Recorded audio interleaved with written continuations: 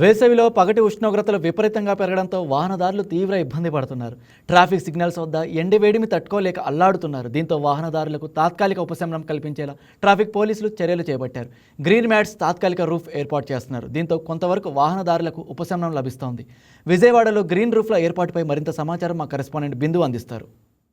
మొదలైంది అయితే ఎండ ఉష్ణోగ్రత తారాస్థాయిలో చేరుకుందనే చెప్పుకోవచ్చు. ఫిబ్రవరి ఎండింగ్ నుండే ఎండాకాలం స్టార్ట్ అయిపోయినట్టయితే అందరికీ ప్రజలకు అనిపిస్తుంది. పూర్తిగా ట్రాఫిక్లో అయితే పూర్తిగా ప్రజలు చిక్కుకుపోతున్న నేపథ్యం కనిపిస్తుంది. అయితే వారికి సంబంధించి వారిని కొంచెం చల్లబడే చేయడానికి కూడా నగరపాలక సంస్థ చూసుకున్నా, ఇటు ట్రాఫిక్ పోలీసులు చూసుకున్నా పూర్తిగా షెడ్స్ అనేవి అరేంజ్ చేశారు. అంటే ఎవరైతే ట్రాఫిక్లో చిక్కుకొని కానీ ట్రాఫిక్లో ఉండిపోతారో రెడ్ సిగ్నల్ వేసినప్పుడు వారికి సంబంధించి షెల్టర్స్ అనేవి ఏర్పాటు చేశారు. అంటే వారి స్వయంగానే ఏర్పాటు చేశారు.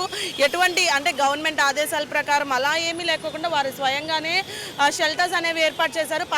అంటే వాహనదారులు కానీ బైక్స్ మీద వచ్చేవారికి కానీ వారికి ఎటువంటి ఇబ్బంది లేకుండా అయితే చూసారు. అయితే వారు చెప్తున్న దాని ప్రకారం ఎవరైనా ఎండ తీవ్రత మరీ తారాస్థాయిలో ఉన్నప్పుడు వచ్చి ఆ షెడ్ కింద నుంచునేటట్టు కూడా ఏర్పాట్లు చేశామని కూడా చెప్తున్నారు. అయితే గ్రీన్ మ్యాట్స్ అనేవి వారి స్వయంగానే వారు కట్టుకున్నారు. అదేవిధంగా ఎండాకాలం రాగానే ప్రతి ఒక్కరు కూడా వారి పనులు చేసుకోవడానికి వెళ్తున్న నేపథ్యంలో పూర్తిగా ఎండ తీవ్రత అనేది చాలా తారాస్థాయిలో ఉందనే చెప్పుకోవచ్చు. ఎందుకంటే ఫిబ్రవరి చివరి నాటికే ఇంత తారాస్థాయిలో ఉంది. సో ఇట్లాంటి షెల్టర్స్ ఏర్పాటు చేసి ఒక మంచి పనిని అయితే ముందుకు తీసుకొచ్చారని చెప్పుకోవచ్చు.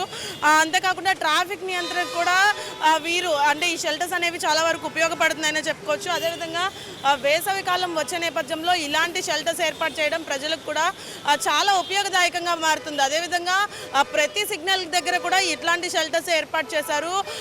ట్రాఫిక్ పోలీసులు చూసుకున్నా, ఇటు నగరపాలక సంస్థ చూసుకున్నా దీన్ని అంటే ప్రజలకు ఉపయోగపడేటట్టు ఒక మంచి కార్యం లాగా అయితే తీసుకొని ఇటువంటి షెల్టర్స్ని ఏర్పాటు చేశారు. ఎందుకంటే ట్రాఫిక్లో ఉన్న వాళ్ళు ఖచ్చితంగా ఎండ దెబ్బ కానీ వడదెబ్బ కానీ ఇటువంటి తగిలి పడిపోయిన వాళ్ళు కూడా ఉన్న నేపథ్యంలో ఇటువంటి కార్యాచరణలు తీసుకున్నామని కూడా చెప్తున్నారు. అయితే రానున్న రోజుల్లో గ్రేటర్ సిటీగా విజయవాడ మారబోతుందని చెప్పడానికి కూడా ఇది కూడా ఒక చిహ్నం అని కూడా చెప్పుకోవచ్చు.